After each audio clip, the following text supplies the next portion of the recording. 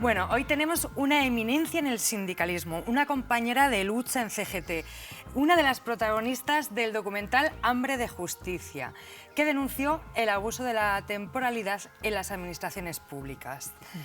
María Jesús, es un placer tenerte aquí, entrevistándote.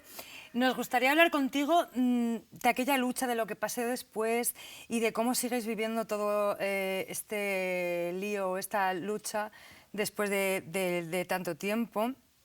Pero antes de nada, ¿cómo estás? ¿Cómo te encuentras? Pues yo estoy bien, o sea, haciendo años y pasando, bueno, a nuevas fases dentro de esta lucha en la que sigo estando y, bueno, pues con ganas de tener una segunda parte, porque luego te contaré al final que esta lucha, por supuesto, no ha acabado. Vi el documental y a pesar de esto me costó mucho entender lo que era todo esto de las interinas, ¿no? Entonces, no sé por qué, porque, bueno, tiene este palabra que no entendemos mucha gente que no estamos ahí. Entonces, igual podríamos empezar por ahí, ¿no? Explicando a la gente quiénes son las personas que están interinas y así empezamos a contar tu lucha desde ahí. Bien. Una persona interina es alguien contratado por la administración, puede ser incluso laboral o de medicina, de educación, y que no es fijo. Al no ser fijo, tiene el peligro de que en cualquier momento le pueden cambiar de puesto, puede venir una ley que les diga que se vayan todos a la calle, bueno, tiene que presentarse todos los años a oposiciones, eso es una tensión brutal. Conozco gente que me dice, no he comprado una casa, no he tenido hijos, porque al estar interina tienes siempre esa inseguridad de, pues como un temporal en la empresa privada.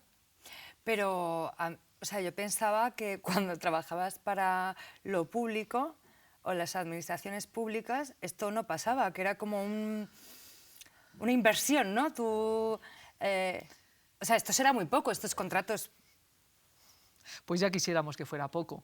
Desgraciadamente, o sea, las administraciones públicas, pues mira, por hacerte unas cifras así como muy redondas, habrá en sanidad el 50% de las personas son interinas. ¿Qué quiere decir? Que de cada 2 sanitarios que tú veas, sean médico, enfermera o celador, una seguramente no tiene la plaza, con lo cual tiene que estar estudiando, con lo cual tiene esa inseguridad, con lo cual es justo la persona precaria que van a mandar a donde no quiere nadie, o que va a hacer aquello que los demás no quieren hacer. En educación más o menos un 40%, en resto de administración cerca de un 30%. Y fíjate que realmente salió una norma comunitaria, la 1999/70, que lo que viene a decir es que no debe haber más de un 8% de temporalidad en las empresas de cualquier tipo. Pues la administración, que es la encargada de hacer cumplir esa norma, tiene esas cifras. ¿Cómo lo ves? O sea, está regulado, hay una ley, digamos, ¿no? De que no puede haber tantos contratos. O sea, tú estudias, te haces una carrera, te presentas a unas oposiciones y aún así la misma gente que te tiene que proteger de la precariedad te pone la zancadilla. Claro, esto piensa una cosa, tal y como está configurada la administración actual, eso viene un poco de los 80, desde antes, ¿no? Pero sobre todo los 80, en el que se multiplicó casi por 2 las administraciones para dar cobertura tipo a un país europeo. Es decir, se crearon muchísimos puestos de trabajo y empezaron a haber oposiciones, pero nunca sacaban todas las plazas que tenían que sacar. Es decir, te hacen una oposición, tú tienes que contratar para llevar este centro de salud 1000 personas, pero tú solo sacas 500. Esas 500 van a ser fijas. Haces todo lo posible, estoy hablando ya como si yo fuera un partido político, para que sean amiguetas tuyas, porque así ya tienes controlado el cotarro y van a seguir tu política. Pero te interesa que las demás, las que no son amigas, nunca tengan su plaza fija. ¿Cómo se consigue? Pues precisamente eso, no sacas todas las plazas, con la excusa de que es que esta está ocupada, pero tiene una comisión de servicios o crearon una serie de figuras con las que justifican todo. Pero a la hora de la verdad, lo que vemos es que quien tiene padrino se casa bautiza, y se bautiza. exacto, y quien no lo tiene suele acabar en el último pueblo de la provincia, a veces represaliado y a veces, pues eso, haciendo lo que no quiere nadie. Qué fuerte, ¿no? Sí, funciona así a la hora de la verdad. La gente te dirá, bueno, que estudien. Vamos a ver, un interino, el 90% de los interinos han hecho un examen y han quedado en muy buena posición. Pero tú cuando haces oposiciones tienes que aprobar obviamente los exámenes, pero no aprobar, tienes que ser los mejores. Si tú, de 2.000 que se presentan para 20 plazas, solo esos 20 de arriba van a conseguir la plaza. Los que aprueban van a estar en una bolsa De empleo, ya lo sé, ya sé qué es. Y entonces, ¿pueden estar así cuánto tiempo? toda la vida. Muchísima gente que se está jubilando, que se ha jubilado. Termina el contrato, vuelves a la bolsa. Exacto, o te quedas un tiempo en paro, luego te llaman. ¿Toda la vida? Sí, mucha gente se está jubilando. De hecho, a pesar de todas las, a pesar incluso de lo que vamos a hablar ahora, de el esfuerzo y la lucha que ha conseguido muchas más plazas, obligar a las administraciones a sacarlas, todavía hay muchísima gente jubilándose o quedándose en paro con 50 y 60 años, que es mucho más grave. ¿Qué pasó en el 2017 con el PP, con el ministro Montoro? Ajá. Pues básicamente el PP, por un lado, vio que los interinos, que esa es otra, siempre les habían negado tener trienios, tener otros complementos, no tenían paro. Han tenido que pleitear siempre para tener los mismos derechos que los fijos. Entonces, cuando ya habían conseguido tener todos esos derechos igual que los fijos, que fíjate que estabilizarlos sería a cero coste, porque igual te da pagar una persona como interina que como fija. Pero aún así nunca querían hacerlo.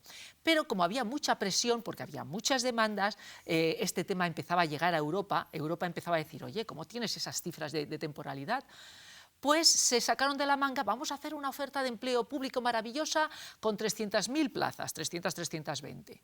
Lo ofertaron o lo publicitaron como que vamos a acabar con la interinidad porque con esto son el 90% de las plazas que hay interinas. Pero como detrás había muchas organizaciones de interinos, sindicatos, luchadores, abogados luchadores que habían abierto muchos caminos, se dieron cuenta de que, vamos a ver, no nos salen las cifras. Aquí en España hay no menos de 1 millón de personas en interinidad. Tú sacas 300.000 y a ver cómo las sacas, porque lo que empezamos a ver cuando se puso en marcha ese montorazo que le llamamos... Montorazo, ¿eh? Sí. Buen nombre. Sí. Empezamos a ver que eran exámenes imposibles, o sea, si a ti te ponen un examen para auxiliar administrativo, de los que no tienes que acertar la pregunta, te dan 4 preguntas, ¿cuál es la errónea? O ¿cuál es la que está bien? O sea, a un nivel, y te lo juegas toda una carta, o sea, no te están, tanto que hablan de igualdad, mérito, no te están evaluando tus capacidades psicológicas, como al principio de la democracia se hacía. A pillarte, ¿no? Claro, era como para que solo aprobaran quien tenía vamos, yo es que no quiero decirlo, pero es verdad que ha habido muchos casos de copieteo. Entonces, claro, la gente se empezó a dar cuenta que no estaba hecho para que la gente se estabilizara, que al revés, muchos de ellos lo que hacían es suspender y con lo cual quedarse en el paro. ¿Y qué ganan con esto? Muy fácil, o sea, seguir teniendo una fuente de poder. De poder, claro. Tú, fíjate tú que para tú tener una fuente de poder hay gente que se monta una empresa, mete a sus amigos, pues aquí no, encima no es empresa tuya, no va a quebrar nunca.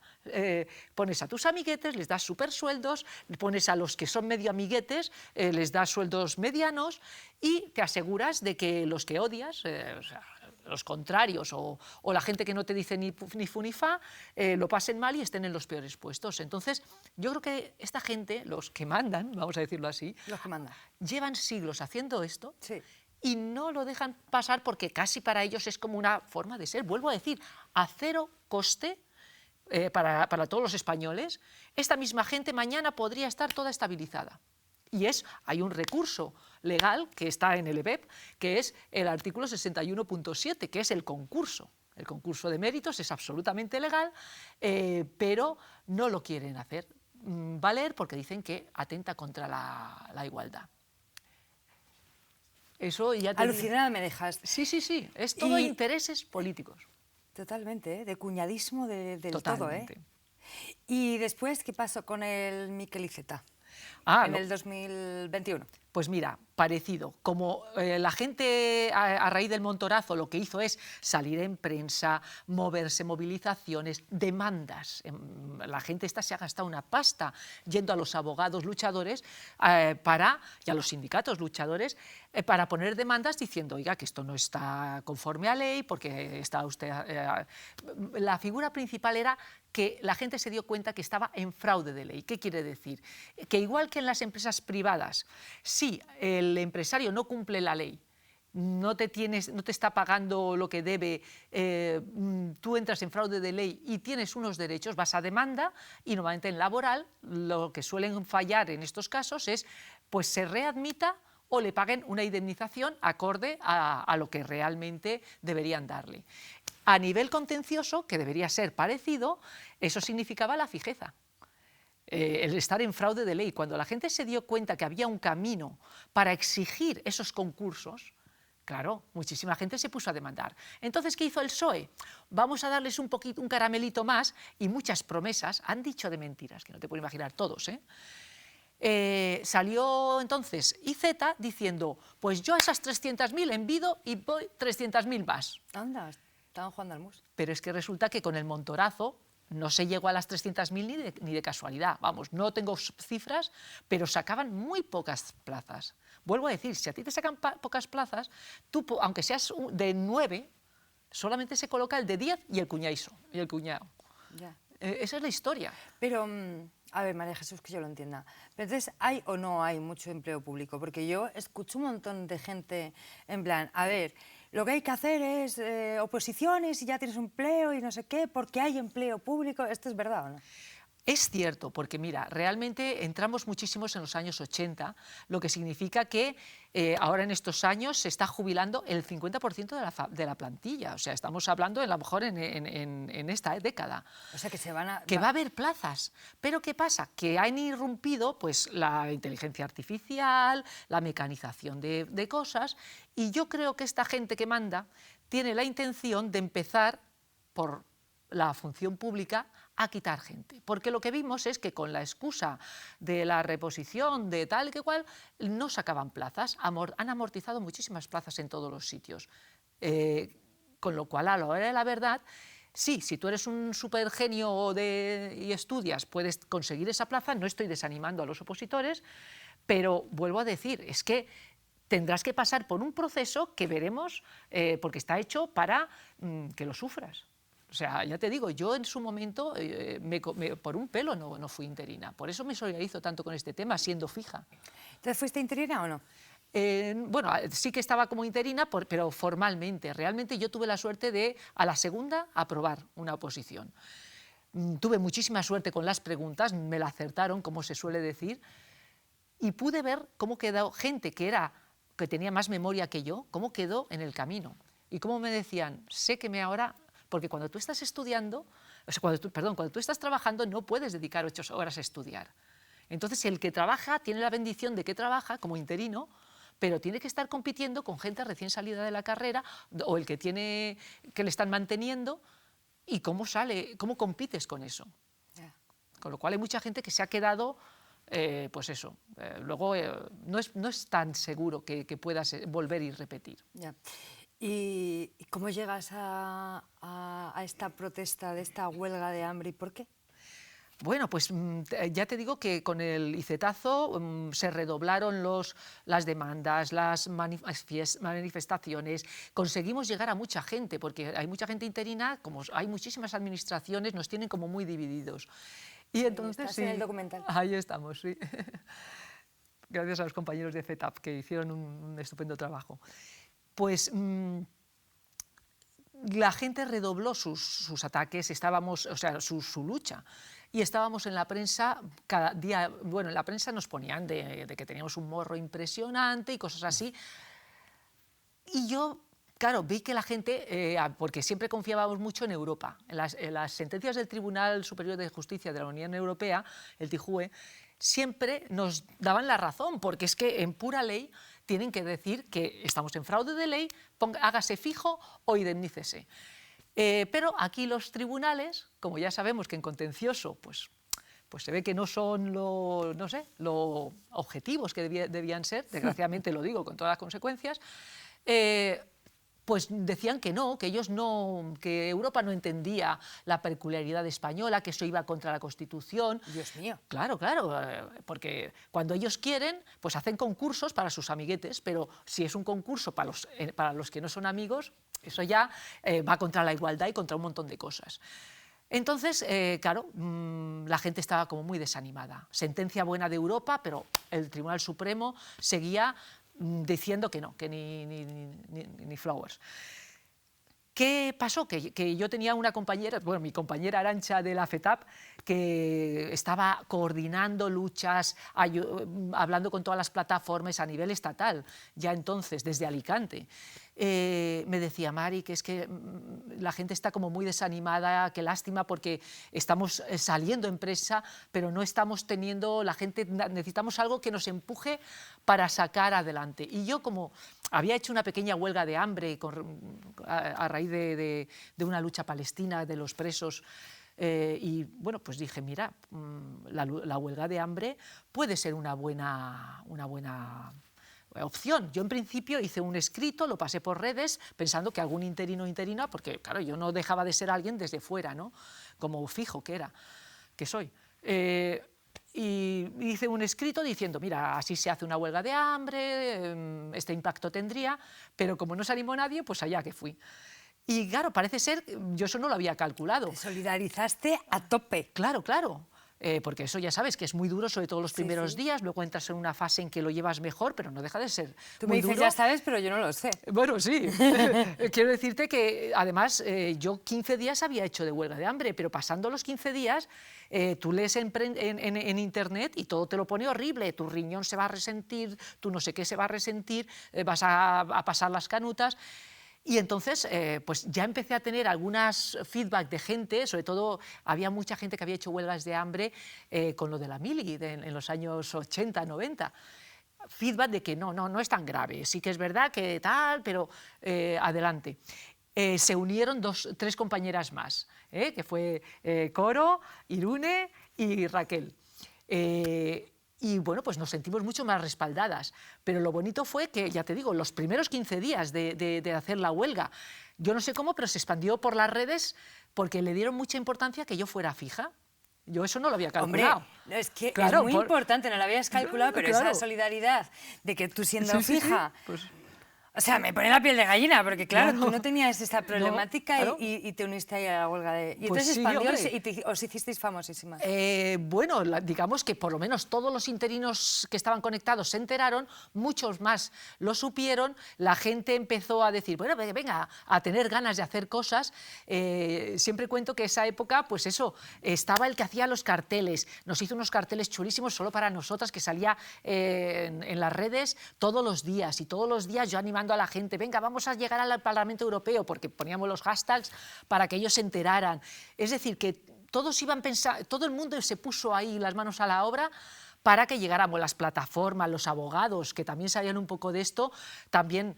Y bueno, tuvimos además el impulso de que Arantxa, con su maravillosa mano izquierda, a los 15 días nos llamaron al Senado. Y estuvimos en el Senado, las 3, que en ese momento estábamos, Raquel llegó un poquito más tarde, hablando con los partidos políticos y dándoles nuestro punto de vista. Y bueno, pues conseguimos que muchos que eran antiinterinos suavizaran su postura, los que estaban lo que eran medio, algunos se nos unió, como algún partido que nos dijo luego, oye, pues sí, este tema lo veo, y tenéis razón, no había calculado esto, con lo cual también vimos que tuvimos una proyección a nivel de Parlamento. Y bueno, y la prensa incluso empezó a tratarnos un poco mejor. Ya no éramos los aprovechados que queríamos que nos regalaran la plaza. Resulta que la mayoría han aprobado una posición. Resulta que la administración no ha cumplido su parte de sacar todas las plazas todos los años. Ah, pues entonces ya resulta que tienen algo de derecho. La gente empezó a entender nuestra postura y nuestros derechos. Qué guay. ¿Cómo son 60 días sin comer? Bueno, yo realmente estuve solo 46. Vale, ¿cómo son 46 días sin comer? La compañera una llegó a 69. Sí. Pues hombre, ya te digo que el primer golpe es el difícil. O sea, los 3 primeros días, claro, tienes hambre, pasas hambre. ¿Qué hacíais? Pues hombre, yo a todas les dije, porque ya te digo que con la experiencia que tenía previa, hay que tener siempre líquidos nutritivos. Sea un zumo, sea una leche, como yo siempre digo, con cacao. Obviamente, yo soy vegetariana además, tenía la complicación esa, entonces siempre leche vegetal con cacao, un caldito.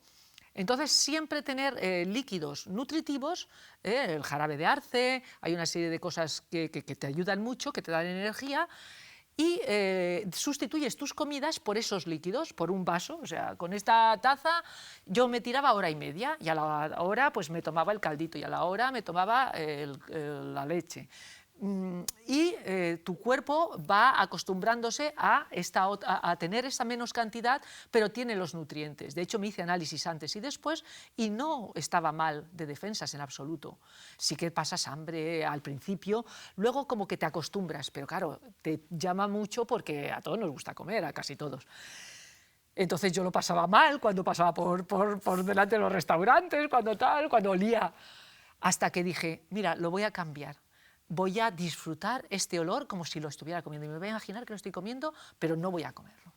Y ahí también me ayudó a llevarlo mejor. Y enseguida se lo dije a las compañeras. Oye, yo uso este truco mental. Es como con el olor me conformo. Y entonces como que lo llevábamos mejor. Y de hecho hubo una compañera que costó convencerla para que lo dejara. Se había metido tanto en este tema, quería tanto conseguir mejoras. O sea, cuando lo dejamos ya se hablaba un poco de alguna solución europea, ya había habido unas movilizaciones muy potentes. Entonces, pues parecía que era el momento, que también no podíamos alargarlo mucho más sin tener consecuencias físicas. Pero una compañera hubo que ponerse firme con ella, mi querida Coro, que es una luchadora. Y bueno, pues menos mal que, bueno, luego, como ellas han contado en este documental, más o menos sí que han notado efectos. Yo no diré que no he tenido efectos, algo sí que he tenido, porque yo ahora... ¿Cuáles?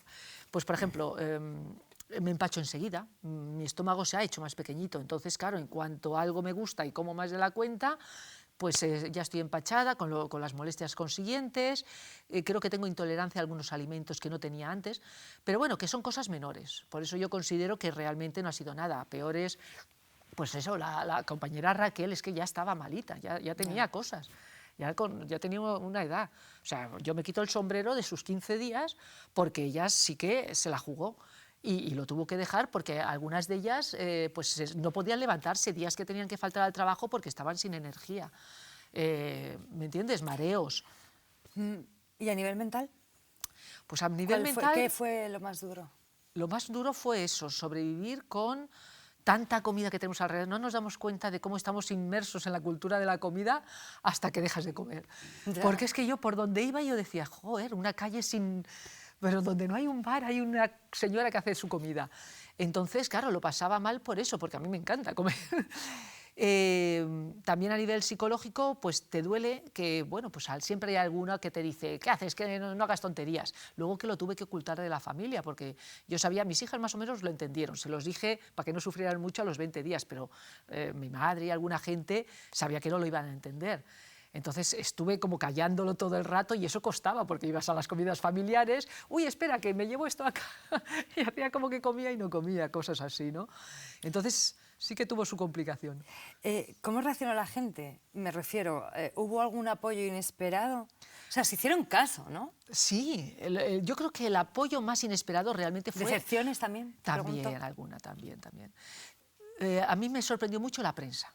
La prensa, yo digo, bueno, estaba claro que al principio no eran objetivos, porque, vamos a ver, todos sabíamos y todos sabíamos explicar por qué tenemos un derecho, por qué Europa dice que fijeza, por qué, etcétera. Y, sin embargo, no nos sacaban como debía ser. Ya te digo, esa figura del aprovechado y tal nos perseguía a todos lados. La huelga de hambre, por alguna razón, es como dijeron, joder, si están dispuestos a eso es que no son tan enchufados. También mucha gente tiene la idea de interino enchufado. Y eso me lo he encontrado con alguna amiga que ha sido una decepción, que diga, ¿por qué haces como se dice, defendiendo a los enchufados? Y yo a eso siempre digo, mira, el enchufado ya le han dado el examen y ya ha entrado. Digo, quienes están como interinos y se van a quedar a lo mejor en el paro con 55 años y con una pensión reducida, son precisamente los que no tienen padrino. Ya. Entonces, pues sí que has tenido que explicarlo a veces, que ver a veces malas caras. Ay, bueno, y cuando se enteró mi madre, cada día me llamaba, son 7 hermanas, cada día me llamaba una, gracias tías mías por vuestro tal, pero era un poquito agobiante de decir, Cari, ¿qué estabas haciendo? Estaba en la lucha la niña. Sí, sobre todo explicándose todo cada día a una de mis tías. O sea, que tuviste que dar muchas explicaciones. Sí. Porque por lo demás, ya te digo, manifestaciones, caravanas de coche, organizábamos, o sea, yo me veía con energía para estar en todo eso. Estuve luego 15 días en la plaza del ayuntamiento, cuando ya me puse un poquito peor y tal. Y ya te digo, todo lo llevé súper bien. Pero lo difícil era llegar a todas las mentes, porque también fíjate que los fijos, hay muchos fijos que te dicen, que estudien, no les interesa, porque todo el mundo está pensando a ver si mi hijo entra. Y no se dan cuenta que con estas tasas de temporalidad lo que hay que obligar es a que saquen todas las plazas. Y habrá una nueva generación, en su mayoría, si nos estamos jubilando todos. Entonces, va a entrar mucha gente joven, pase o no pase. Lo que no puedes dejar es a gente con 60 años en el paro. No. ¿Me entiendes? Cuando no pasa ni en la privada. No. ¿Cómo terminó la huelga? Pues bueno, más o menos tomamos la decisión, o sea, yo cuando me vi con muchas presiones familiares, pues lo comenté. Entonces dijimos, mira, ya se ha conseguido el objetivo principal, porque habíamos conseguido que fuese, bueno, el cambio de opinión en la prensa trajo un cambio de opinión en las personas, en los partidos políticos, ya estaban hablándose de que Europa iba a apretarle las tuercas al gobierno español para que hiciera algo. Entonces dijimos, bueno, pues ya hemos puesto en marcha lo fuerte y yo creo que esto ya va a seguir. Siempre me acordaré de lo que digo ahí, los compañeros que se fueron a Bruselas con un crowdfunding que hicimos entre todos, a acampar con una tienda de campaña en Bruselas, que no estamos hablando... ¡Qué frío, tú! Eso es, digo yo. Y luego hablar con los europarlamentarios para que vieran el tema e hicieran algo. Bueno, es que les dijeron al gobierno español que si no, no les daban todas esas ayudas que están dando ahora para multitud de cosas, Next Generation. O sea, que funcionó. Funcionó, le pusieron firme y claro, entonces salió la ley 2021, que nos ha supuesto, eso sí que ha supuesto 300.000 personas que han estabilizado. Aunque es verdad que no hace toda la justicia que debiera, porque la justicia de verdad sería concurso y todos para adentro más de 3 años, pero bueno, ha permitido que de una manera o de otra haya mucha gente que haya estabilizado. Aunque también ha habido su fraude y su fraude no, sino que lo ha usado gente para promoverse, lo han usado para otras cosas que no eran su objetivo. O sea, el mensaje es que funciona. Funciona la lucha. Hay que lucharlo, hay que seguir luchándola, por supuesto. Nunca hay que dejarla de luchar, pero funciona esto. Yo soy que cuando hay una sinergia de buscar caminos y tengo que seguir encontrando caminos, porque yo creo que estamos en una época en que ya las huelgas no sirven, muchas cosas no sirven, hay que buscar nuevas maneras de luchar, de salir en prensa. Ellos no dejan de temer a la opinión pública porque tienen que rendir cuentas con las elecciones. Hay que seguir imaginando formas de que la gente te haga caso y la gente estés en la boca de la gente favorablemente. Porque ahí es cuando ellos van a tomar medidas y vas a suavizar lo malo y conseguir incluso pues, seguir teniendo mejoras. Ya te digo que esto no ha acabado, porque ahora, a pesar de que la ley 2021 ya se ha aplicado, estamos viendo que mucha gente se ha quedado en el camino. Entonces hay que ahora luchar, pues otra nueva generación que lleva ahora pues 10 años, incluso gente que demás. Pero tenemos que ahora que inventar, fíjate que ahora ya no vale la huelga de hambre, ya no tendría el mismo efecto. ¿Por qué? Precisamente por eso, aunque viniera gente nueva, bueno, tal vez si gente nueva se atreviese a ponerse, sí que tendría el impacto, pero ¿sabes cómo nos atacaron? Porque claro, cualquier cosa que tú hagas tienes que estar pensando cómo el poder va a denigrarte y a tirarte por tierra. A nosotros que nos dijeron, uy, esta es la segunda huelga que hace, es una huelguista profesional, me decían de mí. Esta es que no sé qué, esta es tal. Entonces te ponen... ¿Y qué si eres una huelguista profesional? ¿Qué pasa? Anda que no cuesta, o sea, si fuera... Vamos, pero como que no, si fuera... Pero que no lo soy. Pero lo que sí que te hace es que, por lógica, ya no debería hacer una tercera, obviamente. Entonces alguien tiene que hacer la huelga. O tal vez tengamos que reinventarnos con otro tipo de lucha. O sea, yo me acuerdo de una época en que nos poníamos de negro los viernes. Entonces tú imagínate que entras a una administración pública y ves a todo el mundo de negro. ¡Qué bueno! También, por ejemplo, creo que tendríamos que crear lazos con los ciudadanos. Ahora resulta que no te dejan entrar si no llevas cita previa. Imagínate que los funcionarios empezaran a atender a todo el mundo sin cita previa. Estaría guapísimo. Les rompíamos los esquemas. Al final tendrían que decirnos, venga, te hago fijo y luego intentaremos mantener el tema. Algo tenemos que hacer que les fastidie sus planes y que además tengamos la simpatía de la gente. Creo que el camino es ese. Eres un pozo de sabiduría. No, a base de tortas aprende uno. Te quiero hacer una última pregunta. Si volvieras atrás, ¿lo volverías a hacer? Sí, indudablemente. ¿Alguna recomendación a esta gente que quiere lucharla y no sabe cómo? Pues que vamos a hacer grupos, vamos a hablar del tema, vamos a poner cosas en común, todo el mundo tiene unas habilidades y vamos a llegar a todo el mundo, explicar esto a la gente que todavía está con la creencia de qué tal y vamos a seguir peleando. Que se afilien al CGT y nos das charlas. Obviamente, además eso. Y nos das formación. Sería ideal, sería ideal. Me encantaría poder hablar en más sitios porque yo creo que ideas como estas que he dado no es tan difícil organizarlas y si las ponemos en marcha podríamos...